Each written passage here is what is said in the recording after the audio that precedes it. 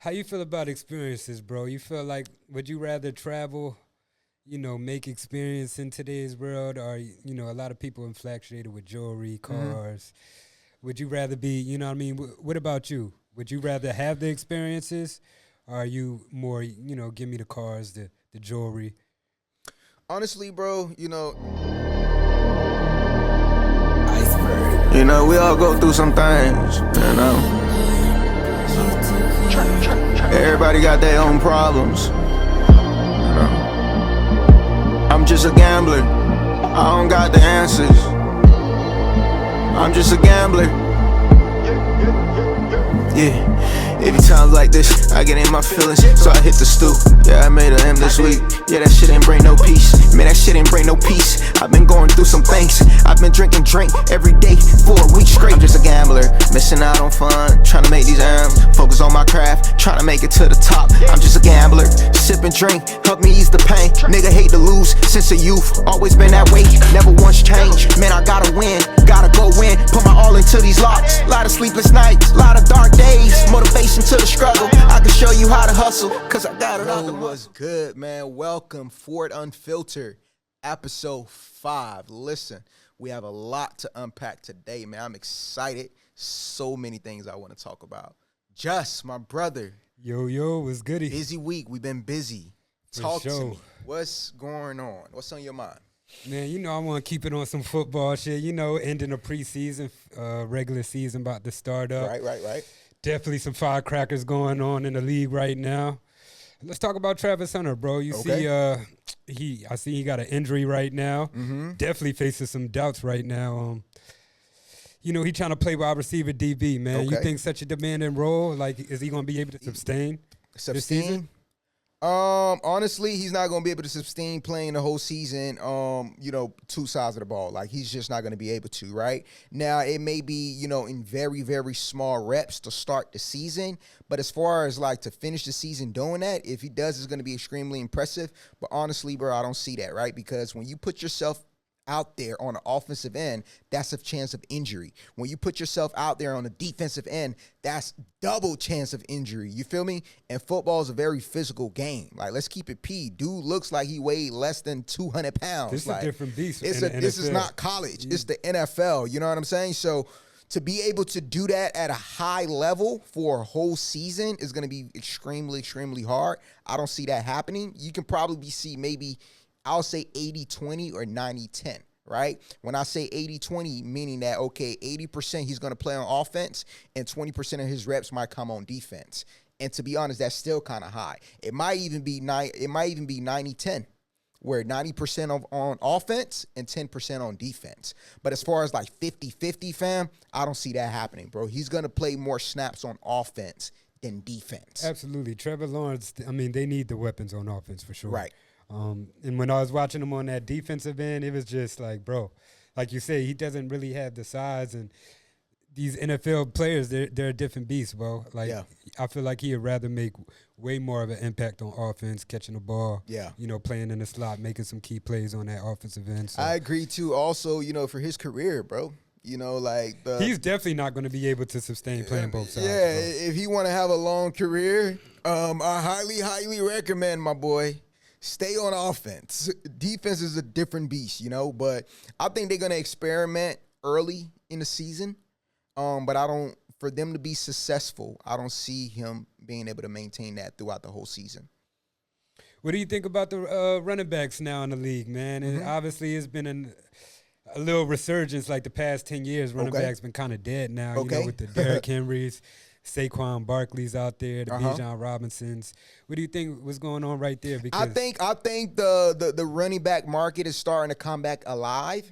Let's be honest. It's been dead for probably the last couple of seasons, right? Teams were just banking off just getting, role players and, little yeah, free but agents. now like a guy like Saquon, right? What he was able to do last year, go out, had an amazing season, made the cover of Madden. Now he also has a Super Bowl ring. He's adding more value to that market.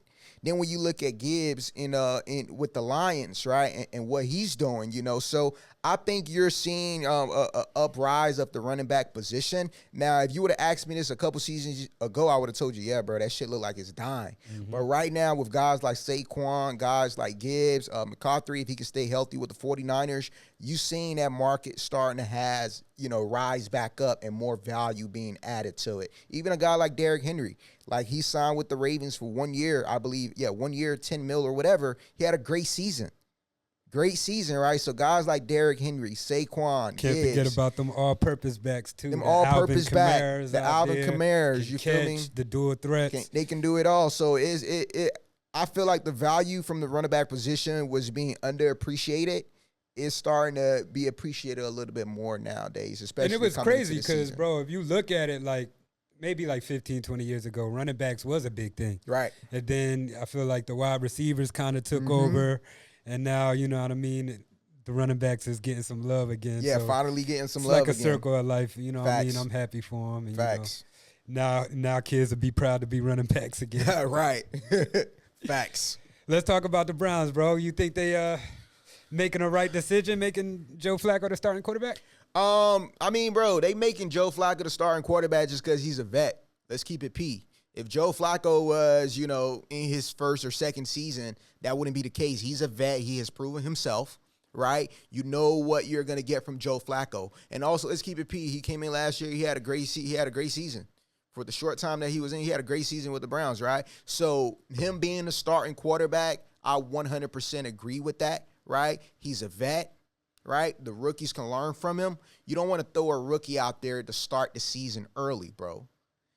Like, you really don't want to do that because they can take away from their confidence. You see what's going on with the Colts and Anthony Richardson right now. Exactly, right? So I think the Browns want to develop their young talent, and a guy like Joe Flacco to start the season is 100% the right decision. Now, is Joe Flacco going to be the starting quarterback to close out the season and play throughout the whole season? I highly doubt that. I think we're going to see a quarterback change with the Browns before the season ends. I'm going to call it right now. You're probably going to see that quarterback change probably I would say maybe week 9, week 8.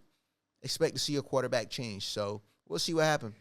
So with the quarterback change, do you think Shador will have more starts than Jackson Dart in 2025?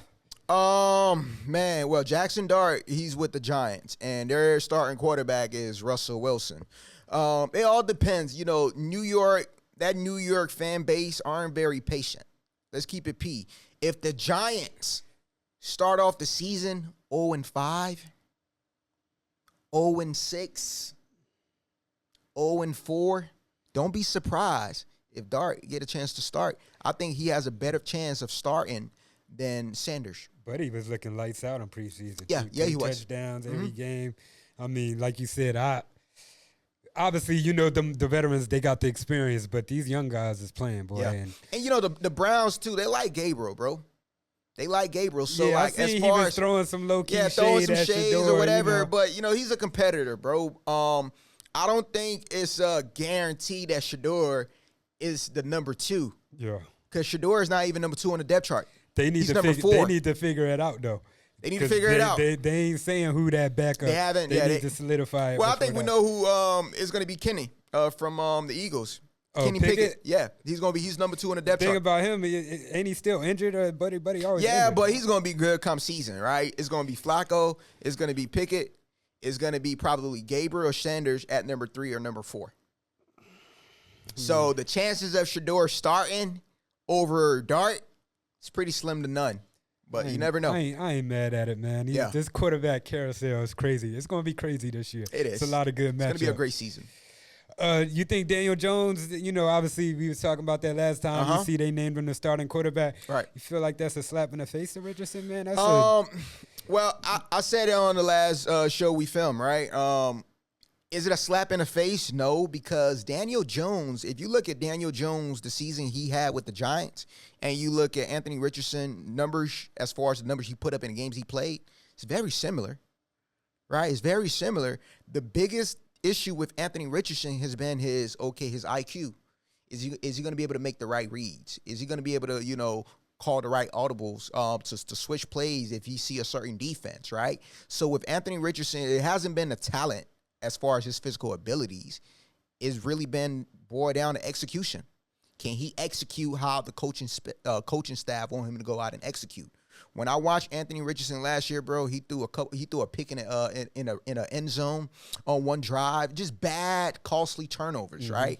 So I'm not surprised at all that Daniel Jones is the starting quarterback for the Colts. Now, you feel like the Colts set Richardson up for like failure? Like, do you feel like they should have drafted him and had a veteran come in, kind of like, shadow him, you know what I mean? Yeah. Get him some of that experience. Like, you feel like he was thrown in too early? I mean, they had an early pick because they suck, right? Like, let's keep it P. That's why they drafted him early, because they suck. Do I feel like they made this mistake as far as just throwing him out there? No, because experience can also be the best teacher, right? As far as repetition, you going out there and play. He had an opportunity that a lot of guys in the league probably never going to have. Let's keep it P, right? He came in, they give you the keys to the franchise, right? He had that opportunity. I mean, I feel like shit was never the same after he walked off that field in Houston. I mean. Richardson? Yeah, I knew it was done. I kind of knew it was done then. Why you say that? Because, like, you just abandon your team. Like, the football character, like, it just showed a lot from him. Like, he was just done with the team. And I felt like the owners from there was done with him. So I feel like the whole relationship was just severed from that point. Good. I mean, that's a good observation. I think this is good for him, though, bro, because now you got another guy where it's like, bro, you feel me? Like, we got the same skill set, because Daniel Jones can also run the football very well. Like, I think a lot of people underrate that aspect of his game. It just says a lot, bro, because obviously Daniel Jones, he definitely doesn't have a winning record. And yeah, he don't. But so does Anthony Richardson. He don't have a winning record. The franchise, I mean, obviously the franchise drafted him, though. Mm-hmm. So it just shows, like, obviously the team, they gave up on you pretty much. Like, yeah, I really think Daniel Jones won the starting position in camp, if I'm being honest with you. And when I look at the preseason game that Anthony Richardson played in, bro, he didn't play good. So it's like you really not showing that you're much better than this guy that we brought in to spark something up.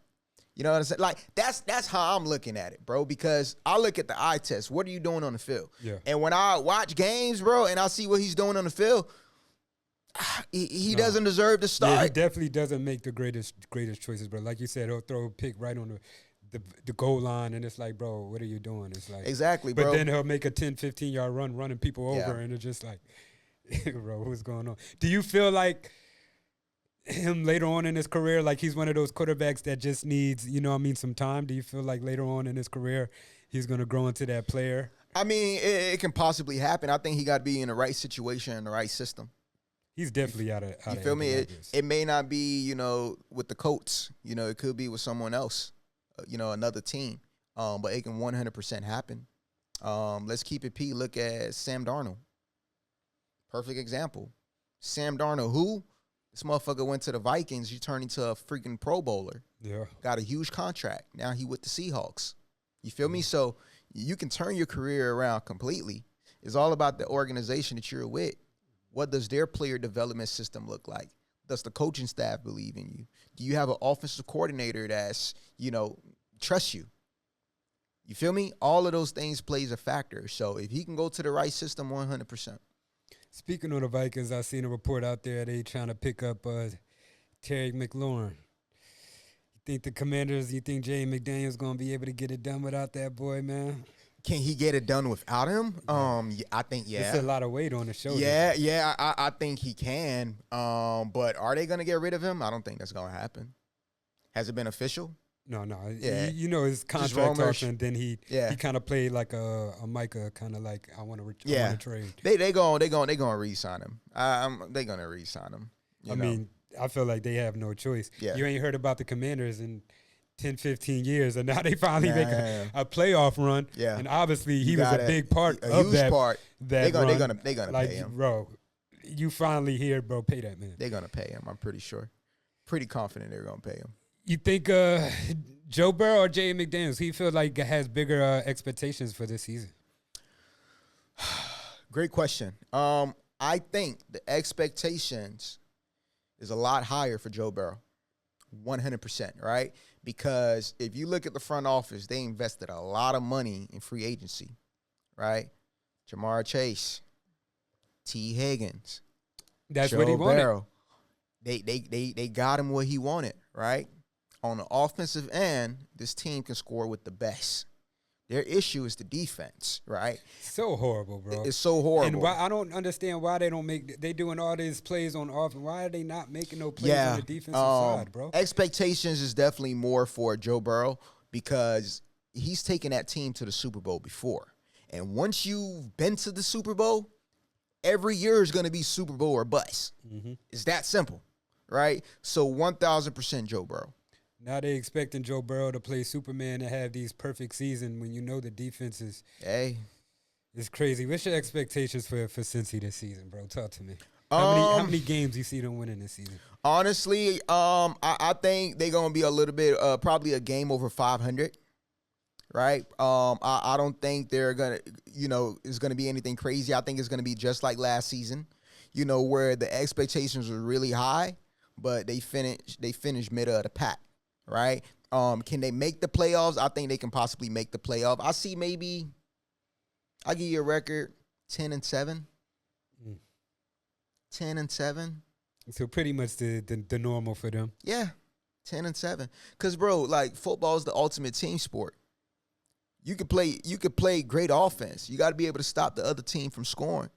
So what do you feel like Cincinnati's their trouble is? Do you feel like it's front office? Well, the front office are the ones that build the team together. So, yes, 100% the front office, 1,000%. You spend all the money on offense, right? You're very top heavy, and your bottom is very little, bro. That's like that's like niggas that work out. Mm-hmm. You feel me? You top heavy, but you have small legs. You feel me? Your foundation is not strong. And when I look at the Bengals, their foundation is not strong. Their offense is great. Feel like but that's that defense always been their is problem. one of the worst too. in the league. I don't know what's going on. It feel like they're a team that just got a hoax over them. So Yeah. it's like, bro. I don't expect too much from them. However, though, I will say this. With the Bengals, every game that they play in, every game that the Bengals play in, right? Here's what I'm going to do. I'm going to go alternative on the over, meaning that the lowest over that I can find, I'm going to play that. Then I'm going to parlay the max I can on their spread. So if it's like, let's say they're playing like the, Kansas City Chiefs, right? The spread on that game might be 2.5, right? It might be Bengals plus 2.5. I might be able to juice it up all the way to Bengals plus 10.5 on DraftKings. That's a touchdown on the field goal. The over and under on that game may be 47. Yeah. I'm going to go ahead and play a 38 over. I'm going to juice it and I'm going to parlay the two. Because here's the thing. The Bengals are going to lose a lot of close games. They're either going to win a lot of close games or lose a lot of close games. And the reason I say that is because they have an offense that is literally unstoppable. No, absolutely. You get what I'm saying? And they got one of them things where they try to play good later on in the season. They always do that. They always do that. So I'm going to try that method with the Bengals. Every game they play, Bengals max spread, max over spread, lowest possible over, parlay the two. And I'm going to play that for every game that they play in. And I want to see what rate percentage that's going to hit on. I can guarantee that's probably going to hit at least 13 out of 17 Absolutely. times. Them boys can run it up for sure. 100%. For sure. Nobody's doubting that. Yeah. It's just about that defensive side if they can be able to stop. But I like them. I like them not to be blown out. So if I'm doing an alternative spread on each game that they're playing in where I'm getting the plus value, I like my chances.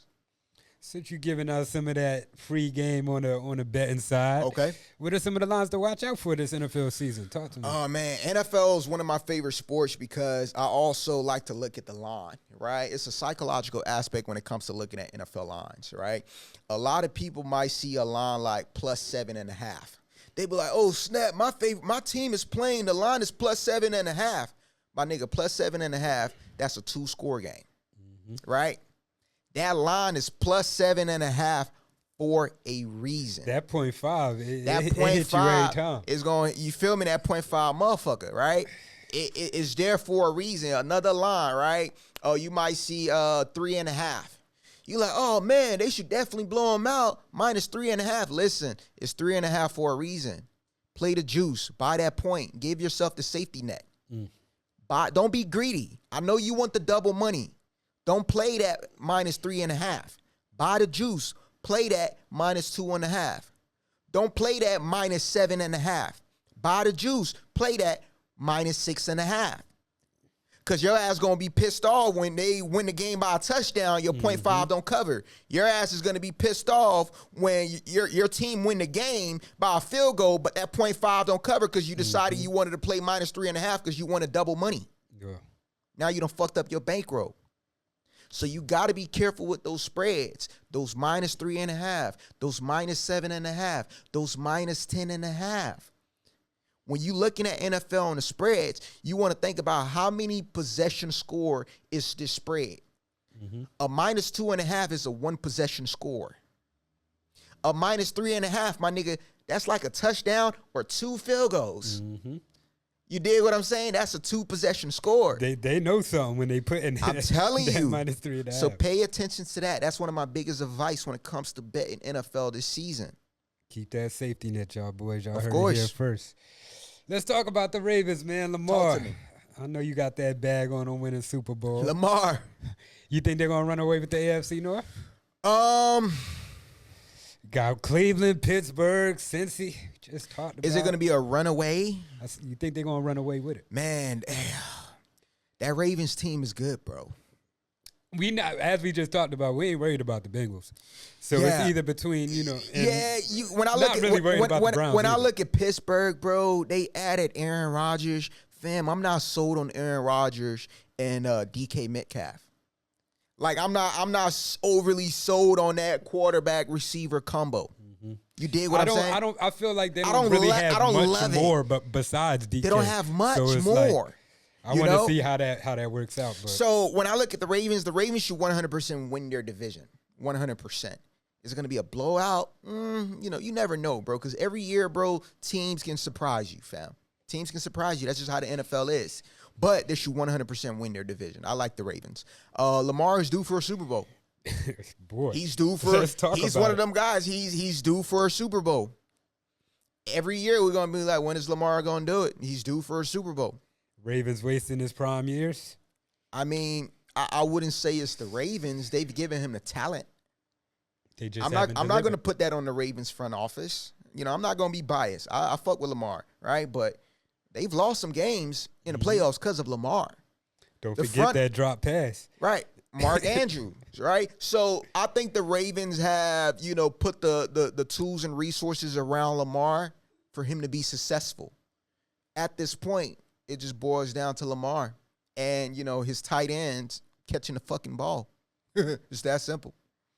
You think the Giants, you feel like they're a legit threat this season? No, bro. I don't think the Giants are a legit threat.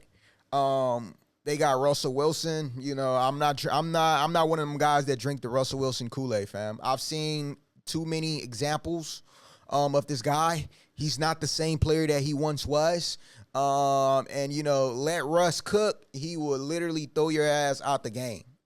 I'm not sold on the Giants, fam. I'm not. I don't expect anything from the Giants. Jackson Dart is a better start for them? No. I think they made the right decision to start Russell Wilson, of course, right? You want the rookie to watch, learn, and, observe some things. You just don't want to throw him out there. This is a grown man sport. You dig what I'm saying? So, Russell Wilson starting 100%. But is he going to remain a starter for the Giants to complete the season? I highly doubt that. I'm willing to bet on that we're going to see some of Dart. I seen somewhere where they had their projected win total over 5.5 games this season. What you think? Over 5.5? I gotta look at their full schedule. But I think Giants do have one of the hardest schedules. If I was to just the division that they're into, if I was to pick, I'll take the under. I don't think they're gonna win more than 5 games. What about the Steelers over under 8.5? Steelers over 8.5. I'll take under. Under? Yeah. I ain't gonna lie. I probably would go over, man. It's Mike Tomlin and the Steelers now. I hear you. Let's talk about a little basketball, bro. Okay. NBA, who's some of the top 5 players to watch out for this season? Top 5 players to watch out for this season. Michael Porter. He's on my list, right? Michael Porter. He's a stud. I like that. He left the Nuggets. He's going to be with the Brooklyn Nets. He's able to be comfortable in his role. You know, he got paid $200 million. He got paid like a superstar, right? So it's going to be interesting to see how Michael Porter, play for the Brooklyn Nets. I think he's going to have a breakout season. He should. He's getting paid like a superstar. He's going to have the shots and opportunity to be number one in that offense, right? So I'm looking at Michael Porter. I'm looking at Amon Thompson with the Rockets, right? I'm looking forward to see his progression. Kid got bounced. He got bounced. He's a freak of nature. Rockets going to be a good team to look out for in general. Rockets are going to be a good team to look out for. They, that move by adding KD, I absolutely love that move. So we got Michael Porter, Amon Thompson, another guy that I'm going to be looking out for. What's his name? He plays for the Pelicans. Troy Murphy. Troy Murphy? Troy Murphy. A lot of people don't know about Troy Murphy, right? He had a great run to end the season last year, the second half of the season. Troy Murphy from the Pelicans. He's a bucket. Kid is a bucket, right? I'm gonna be looking out for him. Peyton Pritchard. He might come into a starting role with the Celtics this season. Peyton Pritchard, I'm gonna be looking out for him, so he's gonna be on my list. And last but not least, I'm going to be looking forward to seeing, I'm not going to say Nas Reed because we already know what he can do. Sure. Let's see over here. Who else? Jalen Williams. OKC Thunder. Especially after he got that bag. He got that bag. Now, we all know he's the number 2 on OKC, but I expect him to average at least 25 this season. No, yeah. I ain't gonna lie, he was balling.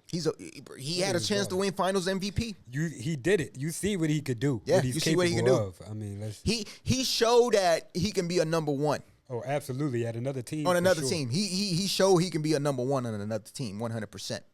100%. So yeah, bro, those are guys that I'm looking forward to seeing.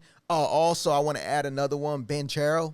From the Magic, yeah, man, kid is a stud, bro. I like him. He got hurt. He got hurt mid-season. And kind of they was up. cooking before he got hurt. They were on the Magic. They were winning 10, 11 games in a row, like straight balling. He got hurt mid-season. It kind of messed up the Magic rotation. Their rhythm they had. But Ben Charo, he's a stud. He reminds me of Melo, but with handles. No, cause bro, Buddy a 3-level scorer, right? He can get you bucket in the post. He can get you bucket with the midi, and he can hit the 3, but he's not hitting the 3 at a consistent rate that I want to see. Yeah. But if he can shoot 37% from 3 next year, 37, 38, oh man, bro, watch out. He's a stud, bro. Buddy's next level for sure. He's next level. Next level. Magic just got to keep him surrounded with them right role players, and Facts. I definitely see them with a little upside. Who's on your championship radar this season for NBA? OKC. I think OKC gonna win it all. Running it back. I think, bro, when I look at the odds, the next best team is plus 700. The odds for OKC to win it all is at plus 250. Think about that, bro. That's almost a 500-point differential. Meaning that if I bet $100 for OKC to win, I win $250. If I bet $100 for the Rockets to win, I win $700. That's a huge gap. These line makers know what they're doing, bro. OKC at plus 250, fam. That is the books telling us there's not a team that is touching OKC as far as winning the championship. Those are extremely low odds. Right? So the odds tells me that OKC is supposed to repeat. Then when I look at film and I look at the eye test and I look at everything else, gang, it's going to be very hard to beat these boys in a 7-game series. And they got the chemistry. They got the chemistry. It's a lot of changes this year. It's a lot of changes. How they going to mesh, how they going to play out, might need some time.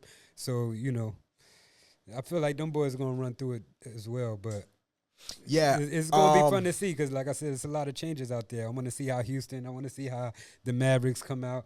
I want to see how the Lakers, this new, you talking about Luka in They shape gonna. now. I mean, bro. You know, with the NBA, bro, those teams they gonna do what they supposed to do, bro. But when I look at OKC, bro, and their roster and how that team is built, when It's it comes like to perfection. when it comes to playing defense, the NBA has changed, right? If you have a guy that can close in SGA, and you have great supporting cast and role players who are also extremely dogs on the defensive end, bro, that's a recipe for a championship in this new day and age NBA basketball, because a lot of scoring is done on the perimeter. Bro, OKC have 3 of the top 5 best defenders in the league. Maybe top 10, I'm not going to say. They got 3 of the top 10 best defenders in the league when it comes to perimeter.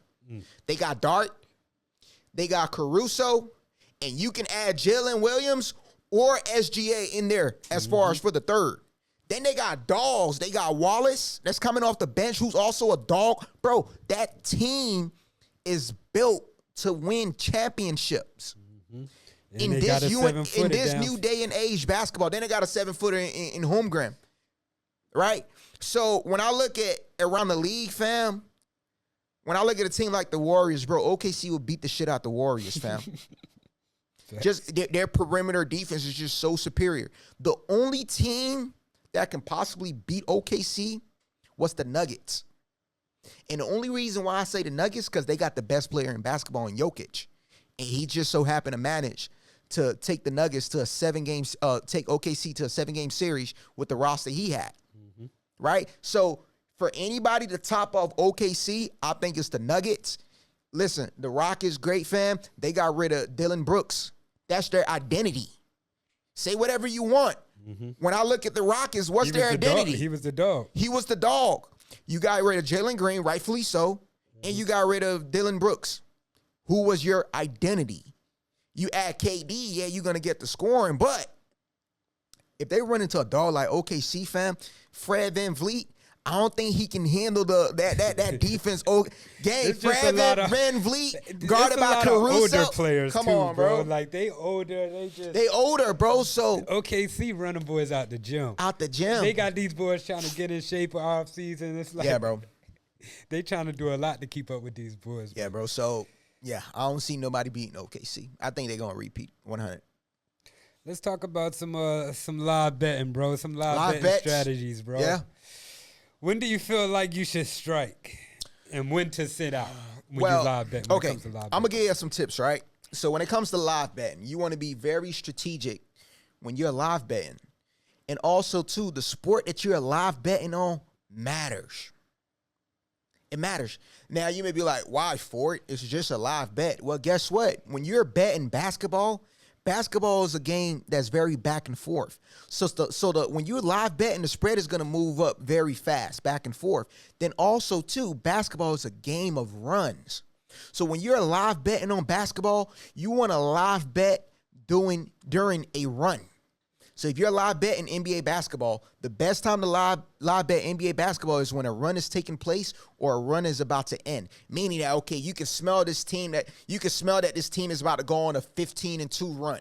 You can smell that this team is about to go on a 10-0 run, right? And if you're watching basketball, you get that feeling. I don't know about y'all, but I get that. You can sense it, right? You can sense it. When you're betting football is a little different. You dig what I'm saying? It's not as back and forth as basketball. Football, they got to hike the ball. They let the play clock run. So your strategy on that is a little different. Remember, also, too, football, it's all about how many possession can a team win the game with. When you look at a lot of football and you look at the box score, a team might have 10 possession. The other team might have 9 possession, right? Football is a game about possessions. Clock management. Right, clock management. So when you understand that, it can help you make strategic bets when it comes to live betting. Then I look at baseball. When you're live betting on baseball, now I think baseball is one of the hardest sports, right? When you look at baseball, you got first 5. You can always bet on the first 5, or you can bet on the whole game. The cool thing about baseball is when you're live betting on a certain pitcher, this is how I look at it. When I see a pitcher get cracked a couple times in the first inning, I like to fade, meaning that I'm going to bet against them, either for the first 5 or for the full game. Usually I would bet against them for the first 5. Because usually as a pitcher, it's a psychological aspect when it comes to pitching. If you're a starting pitcher and you get cracked in the first inning, like a couple of home runs or one home runs or a couple of hits, you already fucked up. I don't expect you to last through 5. Because guess what? The guy that cracked you, the other guy that's about to come up at bat, he going to be like, oh, yeah, I can crack this motherfucker too. You feel me? So it's different ways to live bet. You want to understand the sport that you're live betting on, and you want to have an approach and a strategy as far as a method on how you're going to live bet. Hopefully I wasn't rambling around. Y'all understand what I'm saying. But my real gambler is going to know exactly what I'm talking about. You feel me? So, and that's who this for. Yeah, absolutely. Let's keep it on some gambling shit, okay, bro. talk to me. You know, this is what they want. They want to know. They was all in the comments. So, let's talk about parlays and straight bets. Parlays and straight bets, okay. A lot of everybody parlay demons out here. Yeah. But, that's the casino's best friends. What do you think about that? Okay, so a parlay and a straight bet. When you bet a straight bet, you have a 50-50 chance of hitting, meaning that you can go on this side or you can go on this side. When you play parlays and you add multiple items on your ticket, that lessens the chances you have of that ticket winning, which is why the payout is high. The more items you add on a ticket, the higher the payout. Now, we've all made this mistake. You start adding shit on your ticket and you just looking at the payout. You're not even trying to secure the win, my nigga. You too focused on the payout. You like, if I add this, it'll turn $100 into $10,000. Then if I add this, it'll turn that into $15,000. But my nigga, are you trying to secure the win? Do you see all the items you have on your ticket? 20 legs. Don't be too focused on the payout. Your main focus should be securing the win. Once you secure the win, then you can focus on the payout. But that's a problem with a lot of you niggas. So to answer your question, me personally, I prefer singles. But if you're going to play parlays, try to secure the win. The more items you add on a ticket, the less chances you have of winning. It's all about odds and probabilities. It's that simple. It's not rocket science. You add a shitload of items on your ticket. Yes, the payout can be a shitload of money, but guess what? You have a slim chance of winning. So if you're okay with that, good for you, my nigga. Keep playing parlays.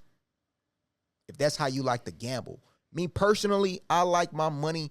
I like to have the upper hand. So therefore, I like to look at singles and I like to manipulate the line. When I say manipulate the line, meaning that how can I give myself an extra wiggle room? I know it's 50-50 if I go this side or this side with the spread, but if I adjust this or I adjust this a little, now instead of me having a 50% chance, I've given myself a little bit more wiggle room where I have a higher chance of winning. I like to gamble strategically. I like to play singles. I like to manipulate the spread. That's my method. It works for me. If playing parlays work for you, great. Keep it up, my nigga. Because they're going to eat you up in the comments. Everybody. Come on, man. Parlay all warriors. These experts and shit. All you niggas experts. I don't see you niggas driving no years. I don't see you niggas with no Cully. I don't see no APs. I don't see no Rollies. So it's all you niggas that's been gambling for 20 years or you the expert, you this and that. You niggas clearly not making no fucking money. It's obvious. Because if you was, trust me, I'll be seeing them things. I don't see it. You feel me? Niggas that's making money from this shit, they dropping they nuts heavy on single. They're playing it strategically. That's the key. That's the recipe. It's that simple. So you either put in the work, or if you don't want to put in the work, you come to me, and that's why I feed the streets every night. It's that simple. Great question. Talk that shit for with the rise of sports betting, bro. You feel like it's creating addicts, or like you feel like it's creating smarter fans? Gang, it's 100% creating addicts, bro. These niggas are addicts. With the rise of sports betting, bro, niggas have become full-blown addicts. It's some niggas, if they lose, they play, they won't eat for the whole day. It's some niggas, when they lose, they not talking to they bitch. It's some niggas that wake up and they start itching to go gamble, bro. It's some niggas that done lost 20 parlays in a row and they gonna wake up the next day and do the same thing. You're an addict. You're an addict. It's not adding any value to your life. You keep losing bread. You're not winning. You're struggling. You haven't paid your rent. You mad at your bitch because you lost. It's fucking up your personal relationship. You're an addict. You don't want to admit it. You're an addict. You fucking up your cheese.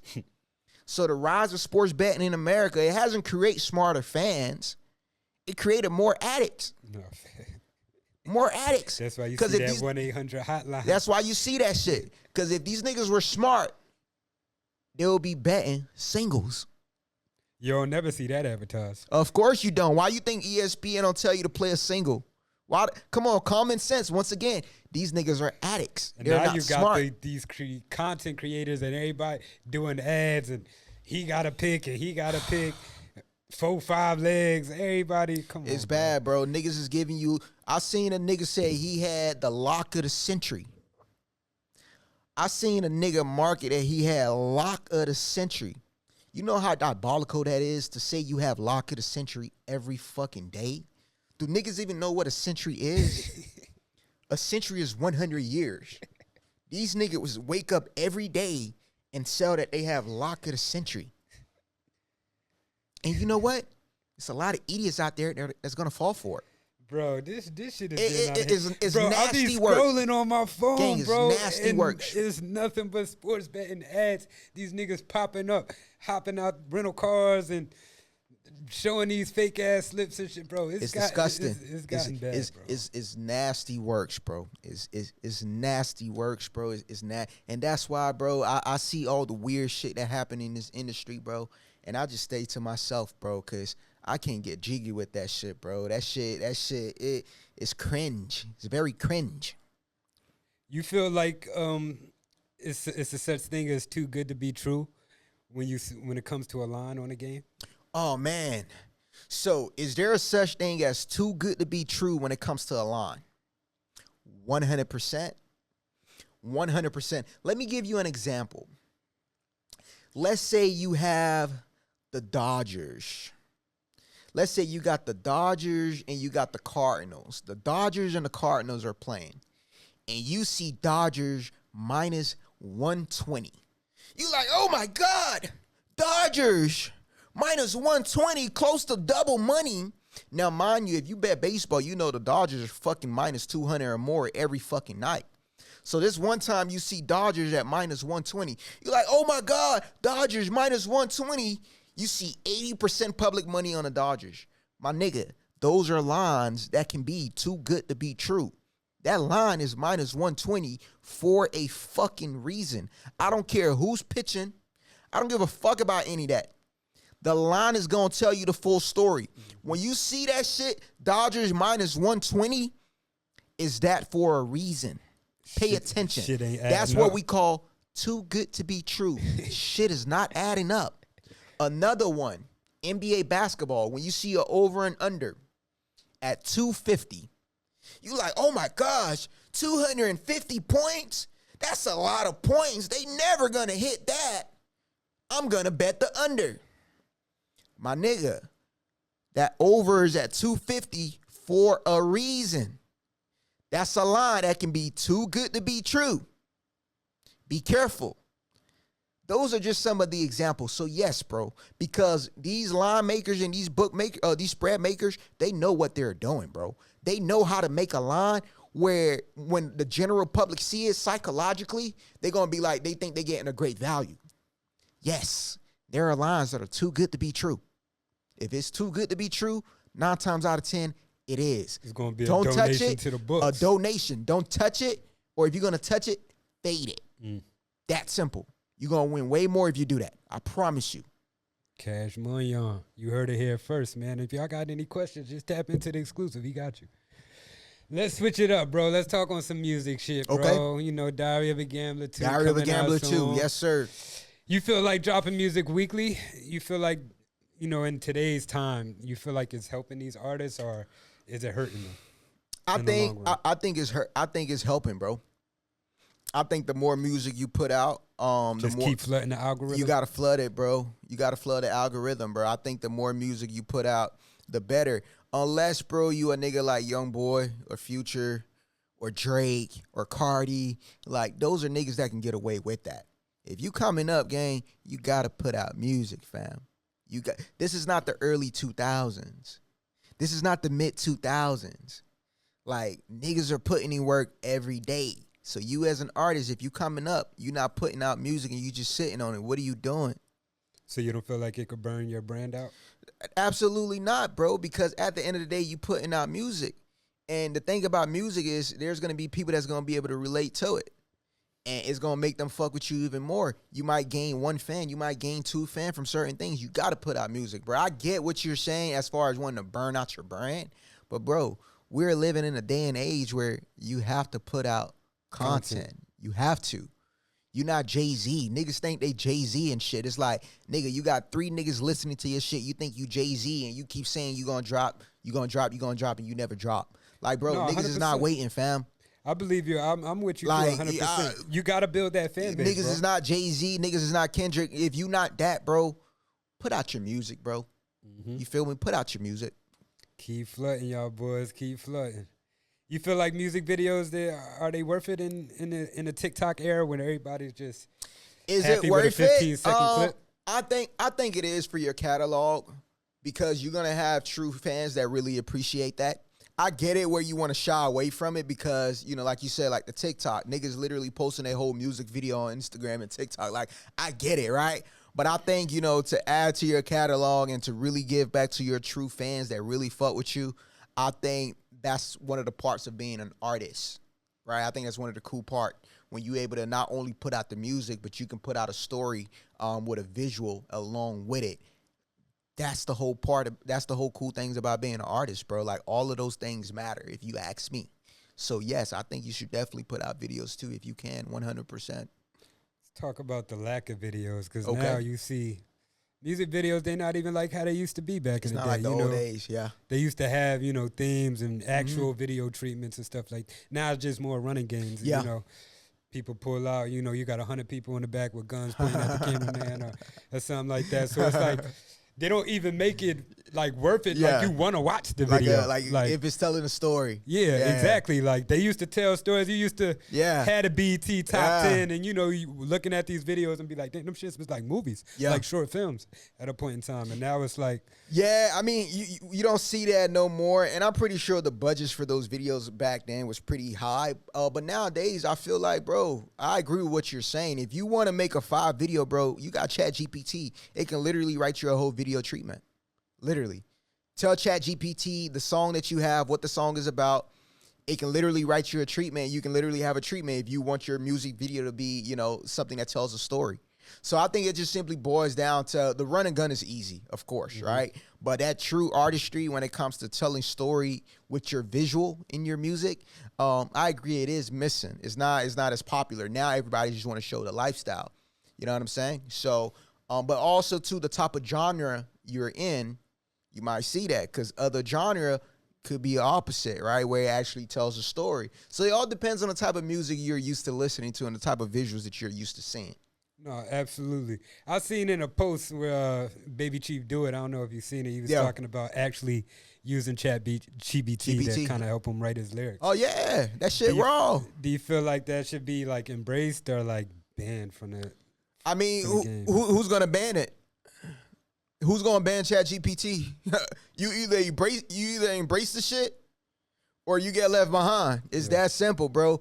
ChatGPT is going to increase productivity, meaning that the rate that things can get produced and things can get done, right? So it's a tool that you have at your disposal. You better use it.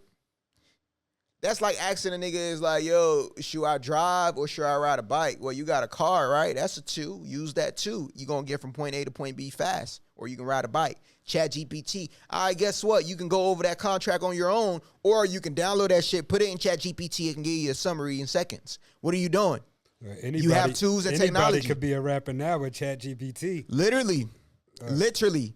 If you know how to catch a beat, you know how to harmonize your voice in some way, shape, or form, and you can rap on beat, the rest is history. It's easy. You feel me? So it's either you embrace the tool and you use it or you get left behind, bro. Like, technology doesn't wait on anybody, bro. Technology doesn't give a fuck what you're going to do. Like, because guess what? It's going to be people that use it and make millions from it. While your dumb ass is over here like, stuck in your ways. Shoot, I'm not going to use that. No, I'm like, all right, bro. Listen, bro. I use ChatGPT for everything, bro. Like, It makes your life 10 it's times the easier, best bro. thing. It's the best and one of the best invention that I came across over the last 10 years. Me personally. Just cause, bro, it helps me get so many things done, bro. Whether it comes to contract, you feel me? Like whether I'm working out and I'm asking to give me certain ideas, or bro, it's so dope. Or It if I want to increases create productivity, bro. it increases productivity. It increases. It's that simple. You feel like producers in the game right now, you feel like they deserve more credit than they should get? Oh, I mean, 100%. Producers used to get, like, I was seeing Timberland talk about the other day, like, Yeah. 200, 300,000 Man, a beat. nigga ain't paying Like, nobody's paying $300,000 for a beat nowadays, bro. So listen, them days over with. I know them producers. I know they sick, but listen, bro. Nobody's paying $300,000 for a beat because you know why? Because bro, you got AI out there that can literally make a beat for me for free. It's an app out there, bro.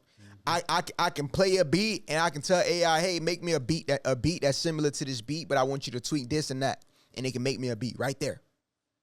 Bro, I get my phone flooded with beats every day, fam. It's saturated now. Saturated. You got little kids that just get out of school and they make a beat all day. You feel and me? They don't even care to get paid. Yeah, they don't even care. They'll send it to you for free. They just want to build catalog and just build reports. So you know, that's the pros and cons of increased productivity, right?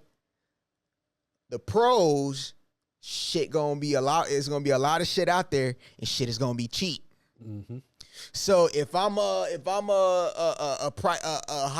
high ticket producer, I'm not gonna like that shit because it's like you watering my dope. You feel me? Like that's too much productivity. It's taking money from me. Where on the other end, if I don't have no money, it's a pro for me, and I'm like, hell yeah, I love this shit. I'm not paying I can get a beat for free. Shit, fuck that. I'm an upcoming artist. You feel me? Like, so it's pros and cons, bro. It's however you want to look at it. Yeah. You feel me? It's like niggas who's on the up and coming who don't have bread or whatever, is great for them. If you're a high earner producer or whatever, and you used to selling shit for a lot in the 2000s and blah blah blah, guess what, bro? It's not the same price, my boy. That beat that you was selling for $300,000, niggas is not buying that beat for $300,000, bro. They not. Especially when I could just hit this little kid up and you gonna send it for $25, $50. Let me ask you this, bro.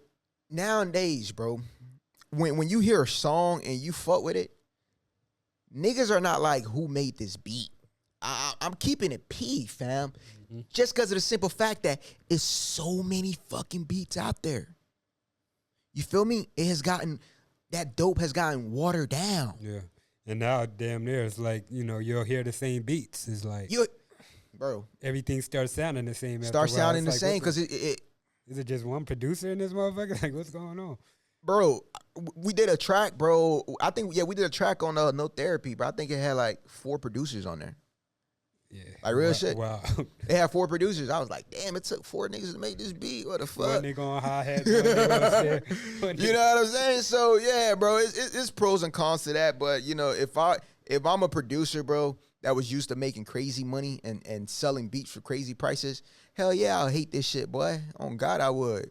I'll be pissed. I'm not even gonna lie to you. I'll be pissed. I hate this. I guess it's kind of like the sports betting shit when now you got all these cappers out here. Exactly. So-called gurus selling their plays. Oh, yeah, tap in. Niggas watering down the dope. Yeah, niggas. $50. You watering down the dope, bro. That's all you doing. You feel like independent artists now, they have more leverage than ever in 2025? Independent artist? Yeah. Oh, yeah, 100%, bro. In the era we in today? Yeah, of course. Because you got social media, bro. You got social media. You can you can reach fans from all over. You can put your music on all these streaming platforms, and it's so easy. You can do it with a click of a button, fam. So of course, 100%. And as time progresses on, it's only gonna get better and better for independent artists, fam. You're gonna see more and more independent artists blowing up. You feel like these labels are just using these artists for like short-term cash? Like, you see a lot of these guys, they just pop off one viral hit. Bro, like, and then it's like on to the next. Like, bro, you here today, going tomorrow. The labels got to eat, fam. Like, they got to make money. Like, they they not signing these niggas as trying to like invest in these niggas long term. They want to make as much money as you possible from a song, especially if you got a hit song. They want to drain out as much money possible, fam. They not out here be like, oh, we looking at a 10-year. No, fam. It's what's hot. Process. Exactly. It's what's hot. So if this is hot, and I don't blame them, it's part of the business, bro. You got to get on board, bro. Like, times have changed. Times have changed. Everybody wants something new. Everybody, you know what I'm saying? So I can't be mad at these labels, fam. Like, I like to play devil's advocate, fam. I'm not finna be here and be like, oh, yeah, fuck. No, my nigga, because if you were on their end and you understood the business they're in, you be doing the same thing, too. Mm-hmm. It's just that simple, you feel me? So know what you sign, know what you feel me, know what you up for, and roll with it, bro. But they not out here saying that they want to develop you for 5-10 years, bro. No, bro. They going to make as much money as you as possible. And when your hype dies and shit go, you feel me? Like, what you think they going to come pick you? No, bro. If they can't make more money from you and they're actually losing money, why would they keep putting money in something that they're losing money on? It makes no sense. No business is going to do that. Business operate off profit and loss. Right? So if you're making me profit and shit is good and you're no longer making me profit, getting shelved. Why would I keep? It's like getting cut, my nigga. Like if you in a league and you're not producing how you was producing, guess what, nigga, you get cut. It's the same shit. If you're not making the label money like how you are making them money, guess what? They gonna cut you, bro. They're not gonna keep throwing you bags to put out shit that's not really making them any money, bro. Recouping nothing. You're not recouping. It's nothing being recouped. You feel me? It's just what it is. You feel like generational wealth in today's time is like a myth for most people, especially in today's world with the inflation and taxes. And is it a myth? Everybody No. want to fake the lifestyle. Nah, bro. I wouldn't say generational wealth is a myth. It's not a myth at all. It's just you got to know how to obtain it. If you don't know how, then it can sound like a myth to you. But if you come across somebody or you educate yourself enough and you have a game plan on how to obtain that, it's 100% realistic. It's not a myth, but it's only gonna sound like a myth if you feel me. You're not really there yet, or you don't really understand how to really get there. And don't get me wrong, it takes money to make money. That's the first thing, right? So, are you making money? What are you doing to make money? Once you start making money, then is okay. Do I have the information to set myself up to be able to make generational wealth? Right? I met this guy today. He live in my building, right? This black guy. I was talking to him, really cool dude, you know, older, and he's in finance, right? He's heavy in finance, and I got to pick his brain, right?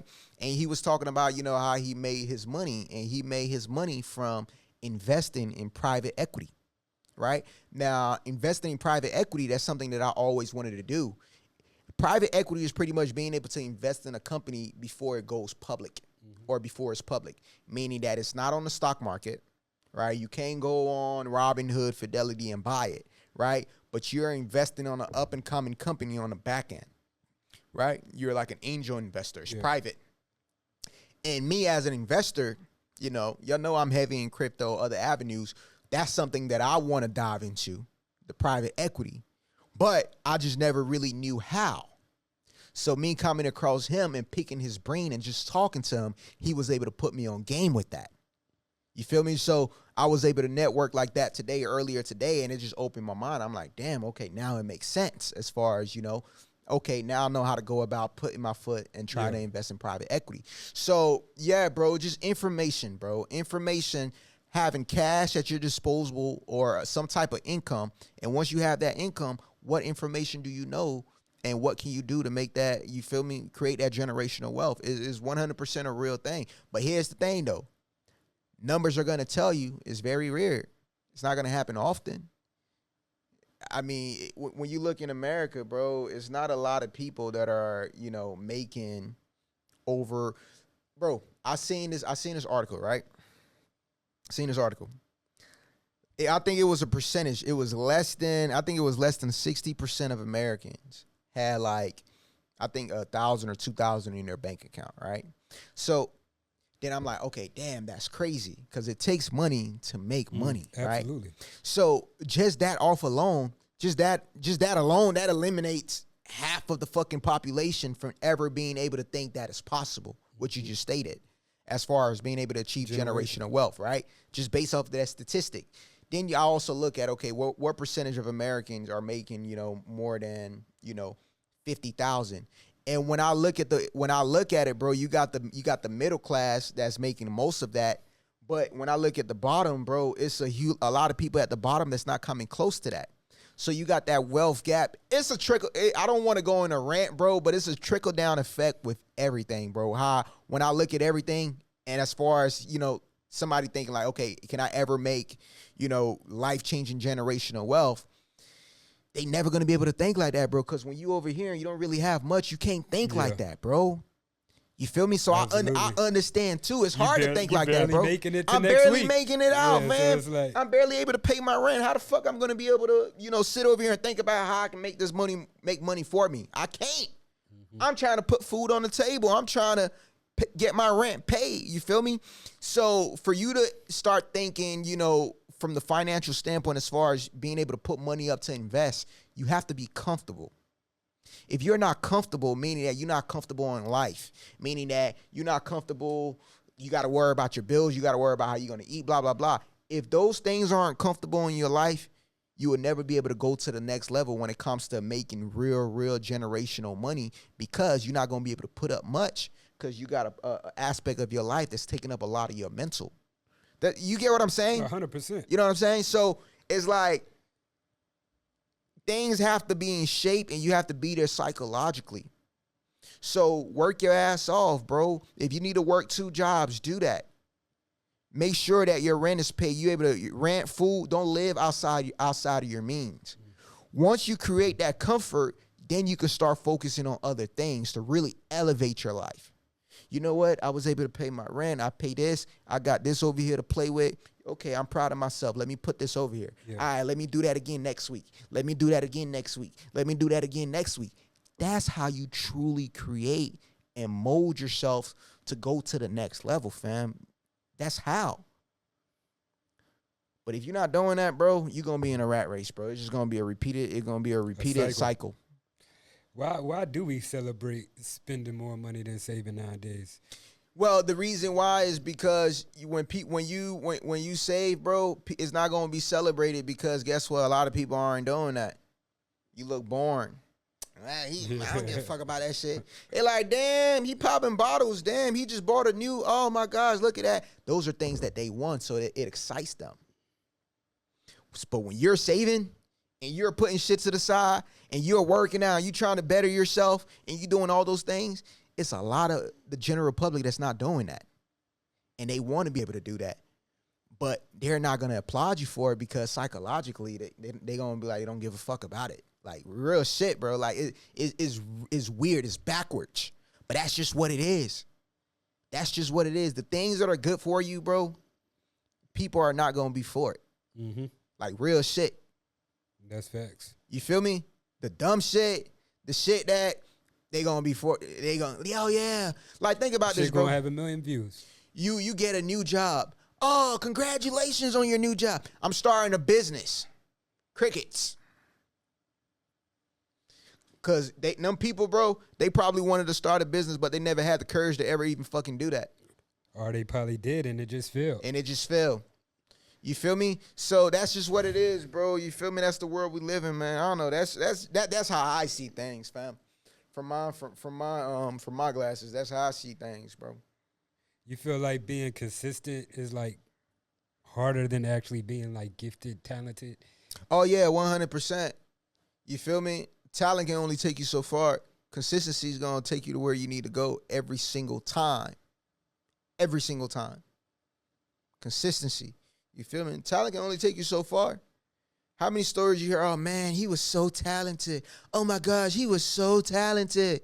He has so much potential. You feel me? If you combine the two, bro, the talent and consistency, you're going to win every time. Even if the talent is not there and you got the consistency, you're going to get to where you need to go. You're going to get there. Consistency. It's the hardest thing. Because for you to be consistent, you got to be disciplined. Those are one of the hardest things, fam. It's extremely hard. You feel like real estate. Let's talk about some real estate. Okay. You feel like real estate is still king, or now are we in the digital money age? Is real estate still king? Me personally, fuck no. I don't think real estate is still king. I mean, bro, think about this, bro. Like, interest rate right now is like 7%. Why the fuck would I want to buy a house right now? If you buy a house right now for $300,000 and you have it at a 7% interest rate over 30 years, by the time you're done paying for that house, you've paid double for that house. You've paid double for that house because of interest, the amount that you've paid in interest. Like, when you have a house, bro, you truly don't even own a house, bro. If your house isn't completely paid for, you really don't own that house. You just rent. You just ran. And let's keep it P, bro. A lot of people got 30-year mortgage. Yeah, a lot of people gonna die before they can even pay off that house. Yeah. You know what I'm saying? So when I look at it, bro, like, real estate, yeah, it's cool to have a house to live in, but as far as me investing my money, I'm not investing my money in real estate. That's old money. I mean, 2025. That's old money. We in a new day and age. I'm sorry. I don't want to do a flip. I'd rather flip over here. No, facts. You dig what I'm saying? Like, that's just me, because I look at it like this, bro. A house, bro, property manager, property taxes, maintenance, high interest rate. If I'm in a different state, I got to worry about somebody breaking in my house or woo-de-woo. Just a lot of shit come with that. That is too much headache for me to make little money on my investment. I'm not dealing with that. So I'm not fucking with real estate investment, fam. I used to. I know the ins and outs. I've done flips. Mm-hmm. I've done rentals. I've done all of that. And when I look at things now, it's just not worth it to me, because I realize it's an easier way where I can invest without moving a fucking muscle. Yeah. That's what they say about this generation now, is the richest and, the smartest. Like, obviously a lot of people learn how to get rich in today's world without breaking their backs. Our parents and stuff like that broke their backs for little pay and things like that. Now with this generation we have now, they know how to get rich straight from smartphones, straight from not even having to interact with people personally. You know what I mean? Yeah. Like, you can get rich through an app. You know what I mean? Without even having to talk to people. Yeah, work smart, not hard. No, That's how I like to work, bro. I like to wake up and look up and be like, damn. I posted on my story today, bro. I made like, what, $350,000 on the stock market. Literally posted it on my story. I didn't move a muscle. Gang, I didn't move a fucking muscle. I woke up, market's doing great. All right, portfolio up. All right, cool. I can go buy New Year's if I want it. Type shit. You dig what I'm saying? I didn't move a muscle. And that's the way I like to make money, because I see how society is and I see where society is headed. And like I said, bro, if you don't get on the train, you're going to get left behind. You're going to get left behind. We live in a very digital world. Even your money is digital. Niggas is not walking around with cash. Nigga, I go to the grocery store. They like, I pull out cash. They like, ew, what the fuck is that? I'm sorry, we don't accept cash. We don't even have change. Like, it's like, ew, you just try to give me fiat? Sir, we got Apple Pay. I'm like, oh my gosh. You know what I'm saying? So yeah, bro, when it comes to making money, bro, real estate, I'm not doing that. I'm not dealing with the headaches, bro. I'm not going to pay fucking property tax for fucking owning a house. I'm paying property tax. I'm paying a 7% interest rate. I'm paying insurance on the house. I'm paying HOA. Like, what the fuck, bro? This is the American dream? This is the American dream of owning a house? What's the whole fucking point? I'm better renting. Literally. I'm paying a 7% interest rate. I'm paying fucking property tax. I'm paying HOA. I'm paying for fucking maintenance when shit go wrong. Mm-hmm. Like, bro, are you serious? Yeah, my nigga, I'm good, bro. Congratulations, you own a house. Good for you. Look, I'm good. I'll take the lease with the maintenance. Give me the lease, bro. Unless they drop down interest rate down to what they were in COVID, or you can pay for a house cash or whatever, I'm not dealing with that shit, bro. I'm not paying a 7-8% interest rate on a $300,000-$400,000 house. By the time I'm done paying that house, I done pay almost $1 million. Mm-hmm. That makes 0 cents. That's not including the amount of money you pay in property tax. Think about that. Mortgage insurance. Like, renter's insurance. Gang, I've owned a mansion before, bro. Like, when I look at this, also you got inflation. People aren't even accounting for inflation. It's a huge part. It's a huge part. So when I look at all of those things, bro, it's like, These numbers are out the roof. The bro. numbers just don't make sense to me, bro. It's out the roof. So I'm like, you know what? I'm gonna go this way, bro. Wrap it up with this last one right here. Mm-hmm. How you feel about experiences, bro? You feel like, would you rather travel, make experience in today's world, or a lot of people infatuated with jewelry, cars? Would you rather be, What about you? Would you rather have the experiences, or are you more, give me the cars, the jewelry? Honestly, bro, in this life, if I was to pick between the materialistic things and the experience, I'm gonna pick the experience, because materialistic things get old, right? After you get them or whatever, it's like a dopamine. Like, it's cool. After a while, you on to the next, right? Me personally, I'll pick the experience. Meaning that you spending time with family, you traveling all over the world, you seeing new things, you experiencing new culture. Because when you're on your dying bed, bro, you're not going to be thinking about materialistic things.